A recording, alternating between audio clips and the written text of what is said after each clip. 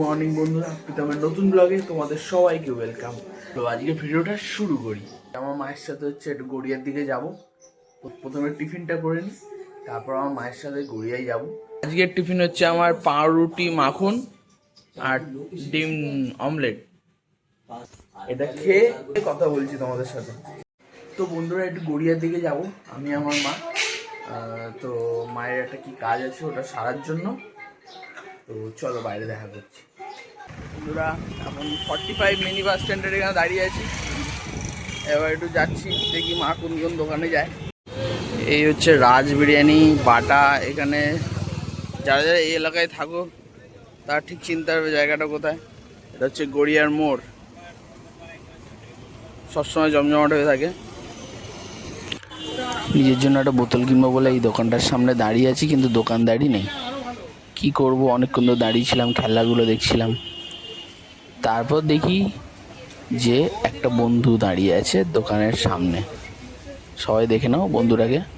এই হচ্ছে সেই বন্ধুটা, ল্যাজ নাড়াতে নাড়াতে কিউট একটা বন্ধু। একটু আদর করে নিলাম। তারপর একটা গিফট শপে ঢুকলাম, যেখানে ছিল খুবই সুন্দর সুন্দর ঠাকুরের মূর্তি। আর গণেশজির মূর্তিগুলো বেশ সুন্দর দেখতে লাগছিল। এখানে খুব সুন্দর সুন্দর মূর্তি, দুর্গা ঠাকুরের মূর্তি। দেখো গণেশগুলো, দেখো ছোট ছোট গণেশ, সিলভার, ব্রোঞ্জ, গোল্ড। আর এই সুন্দর সুন্দর গণেশ মূর্তি দেখে মাকে নিয়ে আমি বাড়ির দিকে রওনা দিলাম। ধীরে ধীরে বাড়ির দিকে যাওয়ার রাস্তায় একটা মাস্টার পিস দেখতে পেলাম। সেইটা হলো সেই মাস্টার পিস, ধুতি পাঞ্জাবি।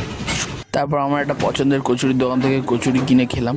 কচুরিটা খেয়ে বাড়ির দিকে কথা বলছি।